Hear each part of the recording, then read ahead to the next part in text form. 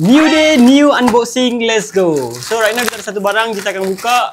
Untuk barang ni saya personally dah tahu, tapi kita layan je lah unboxing kali ni. And wallah guys, so right now kita ada dua Trezors hardware wallet. Basically right now satu ni memang untuk saya, and satu lagi ni akan kita buat giveaway. You guys yang nak, make sure that you guys masuk dalam tele. Nanti kita akan buat dekat dalam sana. Tapi tak apa, right now kita akan unboxing dulu. Kita akan buka satu persatu. Paling penting waktu you guys nak beli Trezors kan, ataupun any hardware wallet, make sure that dia adalah you guys dapatkan daripada kedai yang authorized, and make sure that you guys punya produk tu masih lagi dalam keadaan seal. So dekat saya sekarang dia ada dua. Satu Trezors color black, satu lagi Trezors color white. Tapi yang black ni saya dah buka dulu. Yang color putih tu kita akan bagi nanti. Ini yang saya masukkan, you guys boleh tengok dekat sini. Make sure that yang ini dia masih lagi seal. Nampak tak? Dia ada void seal and masih belum terbuka, and belum ada try orang kupas lagi. Kalau you guys tengok ni, Trezors ni dia bukan made in China, dia made in EU, which is Europe. Dan right now kita akan cuba buka. Rasa ketat sangat ni. First kali you guys ada satu box